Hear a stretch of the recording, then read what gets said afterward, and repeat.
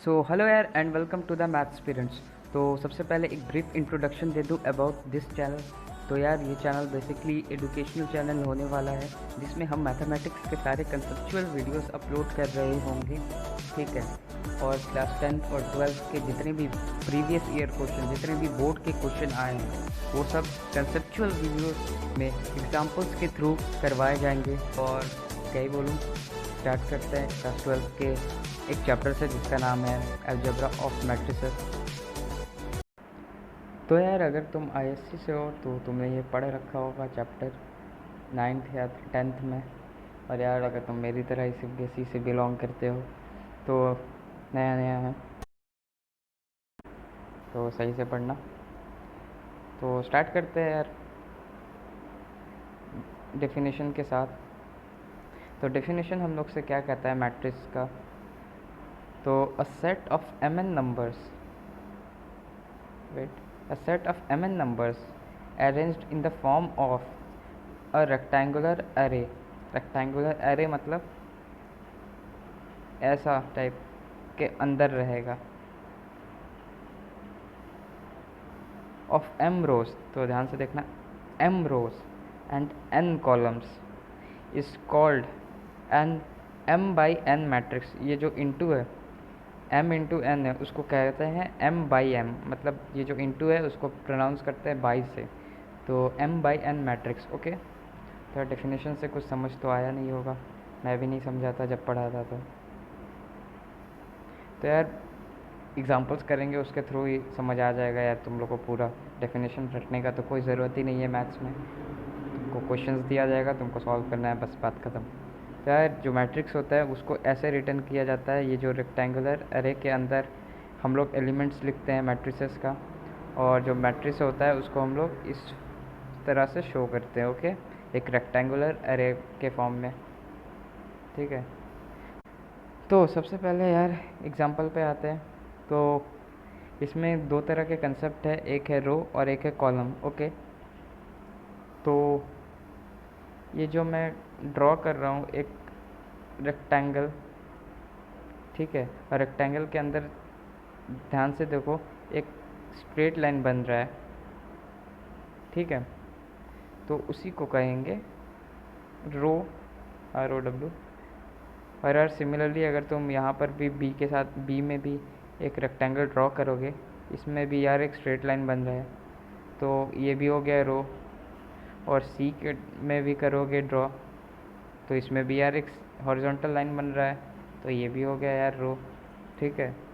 But अगर तुमसे कोई पूछे कि कॉलम्स क्या होता है, तो सिंपली तुम क्या करना, ऐसे वर्टिकली रेक्टेंगल बना देना सारे एलिमेंट्स पे। रेक्टेंगल्स है उनसे सीधा सीधा वर्टिकली लाइन ड्रॉ कर देना, तो यार ये हो गया कॉलम्स, ओके। सिमिलरली इसमें भी कॉलम, इसमें भी ये कॉलम कहेंगे। तो यार कहने का तात्पर्य यही था कि बेसिकली तुम्हारे जो एक लाइन में होते हैं हॉरिजॉन्टल लाइन में, उसको कहेंगे रो, और जो वर्टिकल लाइन में रहेंगे एलिमेंट्स उसको कहेंगे कॉलम्स। हाँ, और इस सबको जैसे सी हो गया, बी हो गया, ए हो गया, इसको बोलेंगे एलिमेंट्स, ठीक है, इसको एलिमेंट्स बोलते हैं हम लोग। और यार अगर तुम ध्यान से देखो तो यहाँ पर मैंने ये लिख रखा है A11, A12, A13। तो यार इसका क्या मतलब होता है, तो यार ये क्या लिख दिया मैं स्क्रीन पे। तो यार ये कुछ नहीं है, बेसिकली ये बताता है पोजीशन। और यहाँ पर जो आई है, ये जो आई है वो रिप्रेजेंट करता है रो को, और ये जो जे है वो रिप्रेजेंट करता है कॉलम्स को, ठीक है। तो ले लेते हैं सबसे पहले यार सिंपल वाला ही ले लेते हैं एग्ज़ाम्पल A11, ठीक है, A11। तो जैसे कि मैंने एक जनरल फॉर्म लिखा था पोजीशन पता करने का, तो पहले लिखा है आई, तो आई हो गया हमारा रो, मतलब जो रो है, रो लिख दिया सॉरी, ये जो रो है उसको हम लोग आई से रिप्रेजेंट करते हैं, ठीक है। और यार यहाँ जो जे लिखा हूँ मैं, उसको कॉलम कहते हैं, मतलब वो उसको कॉलम के लिए लिखते हैं जे, ठीक है।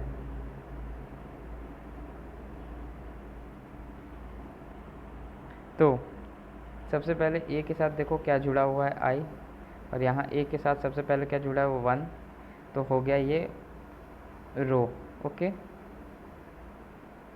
और देखो आई के बाद क्या जुड़ा है ए से, जे, और यहाँ पर 1 के साथ क्या जुड़ा है, 1, तो यार ये जे का काम करेगा, और ये पहला वाला 1 आई का काम करेगा, तो ये हो गया 1, और ये भी यार 1 है। तो इससे हम लोग कह सकते हैं कि ये जो एलिमेंट है A11 वो फर्स्ट रो के फर्स्ट कॉलम से बिलोंग करता है, ठीक है। और यार फर्स्ट रो फर्स्ट कॉलम क्या होता है, तो जैसा कि मैं रो बता दिया था क्या होता है, तो ये हो गया हमारा फर्स्ट रो, और ये हो गया सेकंड रो, ये हो गया थर्ड रो। सिमिलरली ये हो गया first column, second column, third column. यार ये बस ये वाला ही एक रो नहीं हो गया, ये पूरा को कहते हैं रो। सिमिलरली ये हो गया सेकंड रो पूरा, ये हो गया थर्ड रो पूरा, ओके। और यार यहाँ पर भी ये हो गया पूरा फर्स्ट कॉलम, ये सेकंड कॉलम, ये थर्ड कॉलम, ठीक है। तो इससे हम लोग कहेंगे इसका पोजीशन A11 का, तो ये बिलोंग करता है फर्स्ट रो के फर्स्ट कॉलम से, ठीक है। तो यार दूसरा एग्जांपल ले लेते हैं, अभी पूरा कंसेप्ट क्लियर हो जाएगा। तो सेकेंड एग्जांपल में हम लोग लेंगे, और यार ये जनरल फॉर्म में, इसको याद रखना तो बनता ही है, आई होप नोट कर लिया होगा। तो यार जैसा कि ये जनरल फॉर्म है पोजीशन पता करने का, आई मीन ये रिप्रेजेंट करेगा पोजीशन को। और एक एग्जांपल ले लेते हैं, तो एग्जांपल दिया है B21, और ये करके तुम ही बताओ मेरे को कमेंट में। तो ये हो गया हमारा 2 हो गया आई, जे हो गया 1, मतलब 2 हो गया हमारा रो और 1 हो गया कॉलम। तो इससे हम लोग कह सकते हैं B बिलोंग्स टू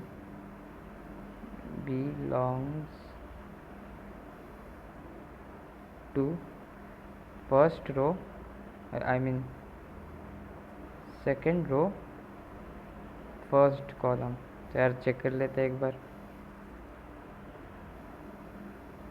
क्वेश्चन क्या था, B21, ठीक है। B21 में हम लोग लगा दिए, एक बना दिए एक बॉक्स। तो यार चेक कर लेते हैं, तो ये हो गया फर्स्ट रो, ये हो गया सेकंड रो।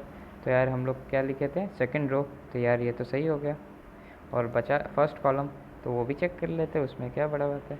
तो ये हो गया एक कॉलम फर्स्ट, तो यार फर्स्ट कॉलम में ही ना आ रहा है, ये सेकंड रो में आ रहा है और फर्स्ट कॉलम में आ रहा है, तो इसका पोजीशनिंग हो गया 2 1, मतलब 2 हो गया यहाँ पर आई और 1 हो गया जे। मतलब आई को हम लोग रिप्रेजेंट करते हैं, मतलब आई हम लोग लिखते हैं रो के लिए और जे लिखते हैं कॉलम्स के लिए। तो उसी तरह ये 2 लिखेंगे हम लोग रोज़ के लिए, 1 लिखेंगे कॉलम्स के लिए, ओके। तो यार एक लास्ट कर लेते हैं, एक लास्ट कर लेते हैं।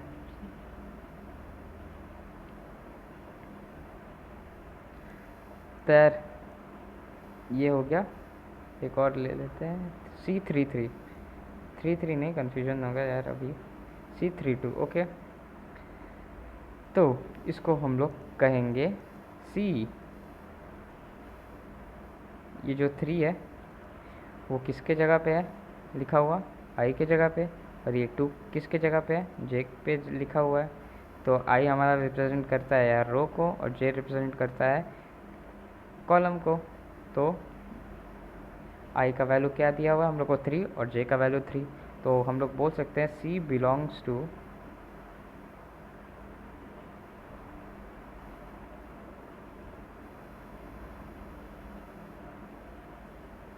थर्ड रो सेकंड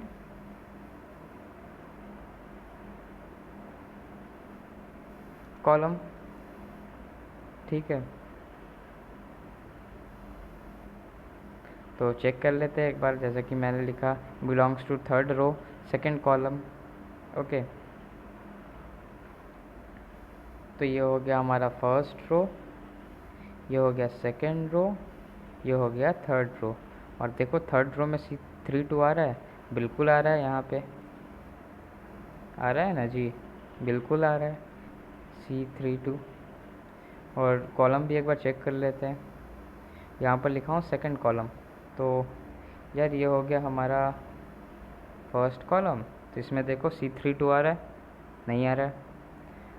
ये हो गया सेकंड कॉलम, तो इसमें चेक करो C32 आ रहा है, जी बिल्कुल आ रहा है C32। तो हम लोग जो लिखे वो सही था।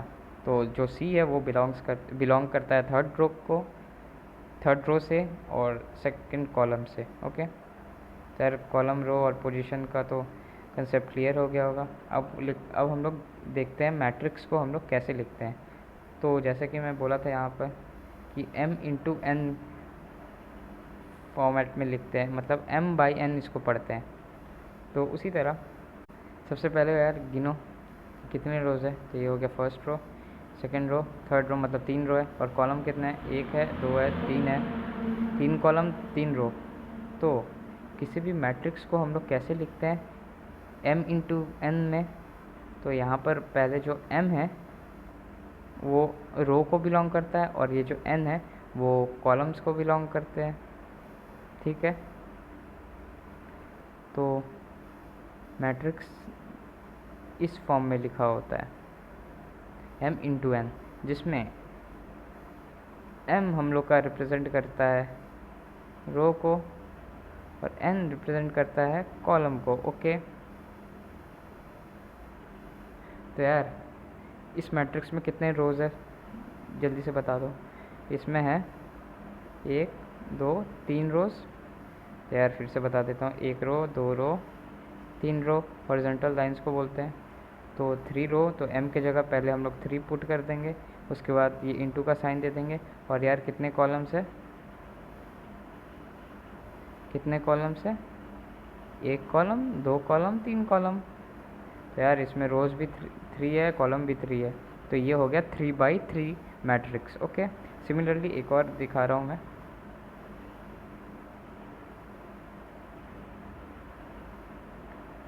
One two three 1 1 1 1 2। तो यार इसमें बताओ कि ये इसमें कितने रो है, कितने कॉलम्स है, मतलब बेसिकली बताओ ये किस फॉर्म का मैट्रिक्स है, 3/4 या 4/1 या 1/2, कुछ भी बताओ यार। तो यार सबसे पहले हम लोग इसका रोज़ काउंट करेंगे। तो ये हो गया पहला रो, ये हो गया दूसरा रो। तो यार लिख देंगे जनरल फॉर्म के अकॉर्डिंग। और जनरल फॉर्म क्या कहता है, m×n, जिसमें m रिप्रेजेंट करता है रो को, n रिप्रेजेंट करता है कॉलम को। तो m अभी हम लोग काउंट किए, रो को काउंट किए तो वो आया 3, और n काउंट नहीं किए, n काउंट कर लेते तो 1 2 3, मतलब इसमें है 3 कॉलम। सॉरी, इसमें हम लोग 2 काउंटिंग किए रो, 1 2, और इसमें कॉलम कितने हैं, 1 2 3, तो n के जगह 3 लिख देंगे। तो ये हो गया 2/3 मैट्रिक्स, जिस 2/3 मतलब जिसमें 2 रोज होंगे और 3 कॉलम्स होंगे, ओके। आई होप समझ आया होगा। तो यार इतना इंट्रोडक्शन अभी के लिए बहुत था मैट्रिसेस का। अभी हम लोग करेंगे टाइप्स ऑफ मैट्रिसेस, कितने टाइप्स के होते हैं, ठीक है। तो पहला टाइप यार ध्यान से देखो, लिखा है रो मैट्रिक्स। तो रो मैट्रिक्स किसको बोलेंगे, जिसका यार एक ही रो हो और कॉलम्स जितने भी हो बट रो एक ही हो। तो यार इसमें एग्जांपल भी लिखा हूँ मैं, देखो यार इसमें कितने रोज़ है, मतलब कितने इस मैट्रिक्स में कितने सारे हॉरिजॉन्टल लाइंस बन सकते हैं, बस एक ही बन सकते हैं यार। तो हो गया एक रो हमारे पास। और इसमें कितने सारे वर्टिकल लाइंस बन सकते हैं, तो ये बन सकते हैं 1 2 3 4। तो यार यहाँ से 4 कॉलम हम लोग को साफ दिख रहा है, कि 4 लाइन बन सकता है तो 4 कॉलम का होगा, और यहाँ पर बस एक हॉरिजॉन्टल लाइन बन रहा है ऐसे, तो एक रो होगा। ओके, तो यार बेसिकली याद रखना, रो मैट्रिक्स जो होता है वो कंसिस्ट करता है एक रो को, बट बहुत सारे कॉलम्स को कंसिस्ट कर सकता है। ठीक है, तो जैसे कि एक एग्जांपल मान ले 1 3 2 5 6 7। तो यार देखो तुम लोग कि इसमें यार बस एक ही रो है, बट कॉलम्स कितने हैं, 1 2 3 4 5 6। तो यार m इंटू एन के फॉर्म में लिखते हैं और इसको प्रोनाउंस करते हैं m बाई n। तो m हम लोग का रिप्रेजेंट करता है रो को, n रिप्रेजेंट करता है किसको किसको, कॉलम को। ओके, तो हम लोग लिख देंगे कितने रोज़ है, एक रोज़ है, और कॉलम्स कितने, छः अरे 6। तो लिख दिए, तो ये मैट्रिक्स हो गया हम लोग का 1/6 का। ओके, 1/6 मैट्रिक्स हो गया। उसी तरह इसका बताओ, इसका क्या होगा, तो ये होगा इसका ऑर्डर 1/4, मतलब 1/4 का मैट्रिक्स। 1/4 क्यों, क्योंकि यार एक रो था। ठीक है, बट देखो कॉलम्स कितने थे, एक कॉलम, दो कॉलम, तीन कॉलम, चार कॉलम, चार कॉलम्स थे। ठीक है, तो ये हो गया 1/4 के ऑर्डर का मैट्रिक्स। ठीक है, सिमिलरली यार कहाँ गया, कॉलम मैट्रिक्स में आओ।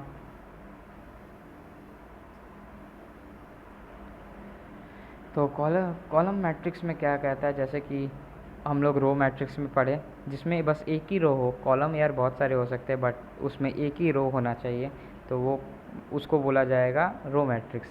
तो सिमिलर है यार पूरा कॉलम मैट्रिक्स, जिसमें एक ही कॉलम हो बट रोज़ बहुत सारे हो सकते हैं। जैसे कि एग्जांपल मैंने यहाँ पर लिखा हूँ कि देखो यार कितना स्ट्रेट लाइन बन रहा है, वर्टिकल लाइन बन रहा है इस मैट्रिक्स में, तो वो बन रहा है बस एक। बट अगर तुम ध्यान से देखो तो यार इसमें कितने हॉरिजॉन्टल लाइन हम लोग बना सकते हैं, 1 2 3 4। तो यार इसमें 4 रोज़ है बट कॉलम कितने हैं हमारे, बस एक। तो इसका ऑर्डर क्या होगा, 4×1, मतलब m इंटू एन में लिखते थे, तो m हमारा m हम लोग का होता था रोज़ और n होता था कॉलम्स। तो m के जगह 4 रख दिया, क्योंकि यार यहाँ पर 4 रोज़ है और एक कॉलम है, तो ऑर्डर हो गया 4/1। ओके, समझ आया होगा होपफुली। तो अब तीसरे टाइप में चलते हैं, वो है स्क्वायर मैट्रिक्स। ठीक है, तो यार इसको स्क्वायर क्यों कहते हैं, ये बड़ा ही बच्चों वाला सवाल है, क्योंकि देखो ये एक स्क्वायर जैसा नहीं लग रहा है तुमको, तो यार इसको स्क्वायर मैट्रिक्स बोलते हैं क्योंकि ये स्क्वायर जैसा लगता है। ओके, और कुछ बताने लायक नहीं है ये।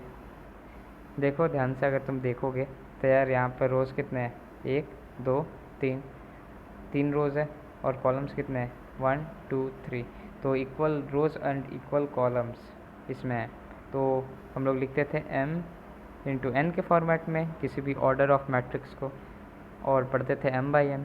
तो इसका m कितना है, मतलब रोज़ कितने हैं, 3, और n कितने हैं, मतलब रोज़ कॉलम्स कितने हैं, तो वो भी यार 3 है। तो यार ये हो गया 3/3 ऑर्डर का मैट्रिक्स, जिसको हम लोग स्क्वायर मैट्रिक्स भी बोलते हैं। ठीक है, तो तो यार दिमाग में यही रखना कि जो स्क्वायर शेप का दिखे उसको कहेंगे स्क्वायर मैट्रिक्स। ओके, बस यार ये टाइप है, आगे क्वेश्चन बनाने का काम उतना नहीं आता है यार, ये सब बस एक टाइप है, याद रखना। और इसके बाद आते हैं डायगोनल मैट्रिक्स में। तो यार ध्यान से देखो, इसमें जो एलिमेंट्स हैं वो एक डायगोनल में आ रहे हैं, मतलब एक लाइन अगर तुम ड्रॉ करोगे एलिमेंट्स में, एलिमेंट्स यार जीरो भी है बट उसको अभी हम लोग नहीं पकड़ रहे हैं। जीरो मतलब यार कुछ नहीं, इसलिए हम लोग तो भी लिख दे रहे हैं जीरो एलिमेंट के तौर पे। तो यार ध्यान से अगर देखोगे 1 2 3 पे अगर तुम एक लाइन ड्रॉ करना चाहोगे तो वो कुछ ऐसा दिखेगा, टेढ़ा टाइप का, जिसको हम लोग कहते हैं डायगोनल लाइन।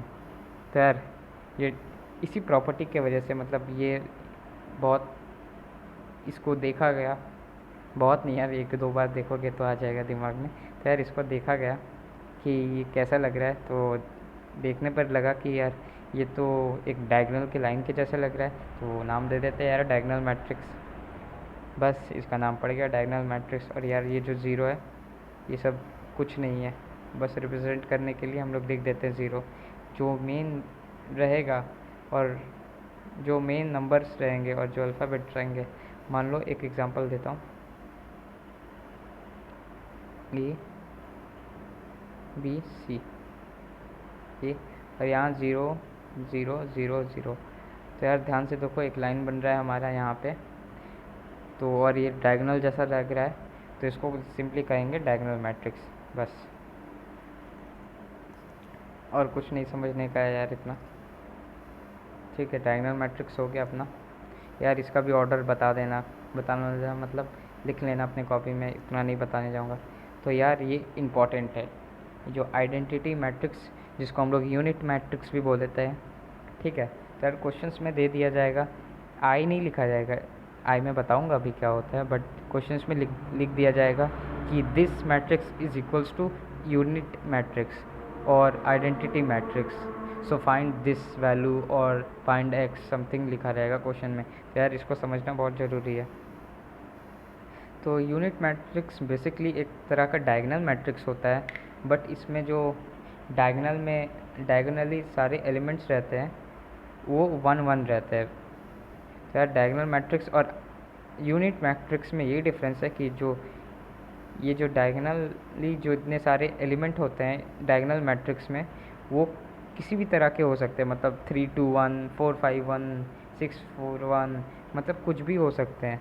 बट अगर हम लोग यूनिट मैट्रिक्स और आइडेंटिटी मैट्रिक्स में देखें तो यार ये हमेशा 1 ही रहेगा।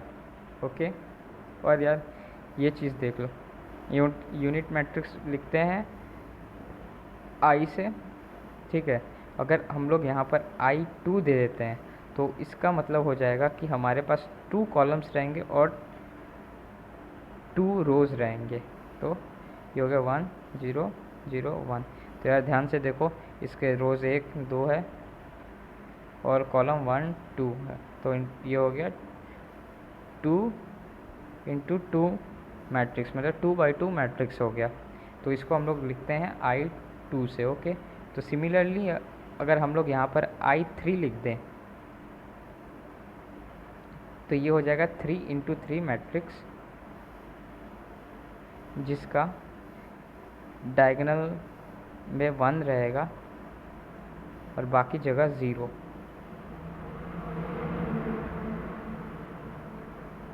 ठीक है, और डायगोनल से अगर लाइन ड्रॉ करोगे, मतलब एलिमेंट्स में 1 पे लाइन ड्रॉ करोगे तो डायगोनल एज अ डायगोनल लगेगा, तो इसलिए इसको डायगोनल मैट्रिक्स भी बोलते हैं। बट यार इसमें बस 1 1 लिखा हुआ है तो इसको कहेंगे यूनिट मैट्रिक्स। ओके, तो होप ये भी समझ आया होगा। अब आते हैं नल मैट्रिक्स में। नल जैसे कि हम लोग क्लास 11th में पढ़े हैं सेट्स, उसमें था नल सेट्स, मतलब यार वो कुछ भी नहीं था फिर भी उसको बोलते थे नल सेट्स, नल सेट। उसको ऐसे लिखते थे, ऐसे नहीं, हाँ पता नहीं क्या पता यार, ऐसे ही कुछ लिखते थे, मे बी ऐसे या फिर वैसे जैसे मैं लिखा। तो उसका मतलब होता था, मतलब कुछ भी नहीं है उस सेट में, ज़ीरो, उसका कुछ भी सेट नहीं बन रहा है। सिमिलरली यार मैट्रिक्स में भी ऐसा है कि जिसका मतलब यार वो मैट्रिक्स ही नहीं है जिसका एलिमेंट्स पूरे ही ज़ीरो हो। जैसे कि हम लोग डायगोनल मैट्रिक्स में देखे थे कि डायगोनल छोड़ के जितने भी एलिमेंट्स है सारे ज़ीरो है। ध्यान से देखो तो यार पता चलेगा सारे ज़ीरो है, बस जो डायगोनल में ही जो है एलिमेंट्स है। बट जो नल मैट्रिक्स है ना यार, उसमें पूरा ही एलिमेंट्स ज़ीरो होगा। ओके, उसके बाद आते हैं अपर ट्रायंगल मैट्रिक्स में। तो इसको अपर ट्रायंगल क्यों कहते हैं, क्योंकि ध्यान से देखो,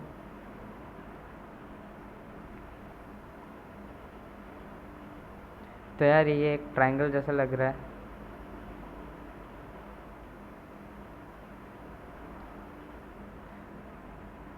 और जितने सारे एलिमेंट्स है बाकी सारे वो सब ज़ीरो है, मतलब कोई एलिमेंट्स ही नहीं है वो एक ट्रायंगल छोड़ के, मतलब जितने एलिमेंट्स है इस ट्रायंगल के अंदर आते हैं बाकी सब ज़ीरो है। तो इसीलिए इसका नाम पड़ गया ट्रायंगल मैट्रिक्स, क्योंकि ये दिखने में ट्रायंगल जैसे लग रहा था। और यहाँ पर देखो सिमिलर है लोअर ट्रायंगल मैट्रिक्स, वो था अपर ट्रायंगल मैट्रिक्स। अपर मतलब यहाँ पर ऊपर में ट्रायंगल बन रहा था, और लोअर मतलब यहाँ पर नीचे पे ट्रायंगल बन रहा है, बस डिफरेंस वही है और कुछ नहीं। तो जैसा कि तुम लोग ध्यान से देख रहे हो कि जो यहाँ पर डायगोनल बन रहा है, मतलब कि और कहीं पे एलिमेंट्स नहीं है, बस डायगोनली सारे एलिमेंट्स है, उसको कह रहे हैं डायगोनल मैट्रिक्स। और सिमिलर यार यहाँ भी वही है कि एक डायगोनल में बस 1 लिखा रहेगा और बाकी जगह 0 0 0 0 रहेगा, ठीक है, उसको कहेंगे आइडेंटिटी मैट्रिक्स। ओके। और नल मैट्रिक्स जिसमें कुछ नहीं है, खाली है, और खाली नहीं मतलब ज़ीरो है। और अपर ट्रायंगल मैट्रिक्स मतलब जिसमें ऊपर की तरफ एक ट्रायंगल बन रहा हो। और यार ये ऐसा भी हो सकता है कि ट्रायंगल अभी तो यार इधर बन रहा है ऐसा शेप का, ऐसा भी बन सकता है ना।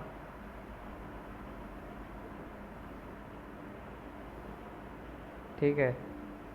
और उसी तरह होता है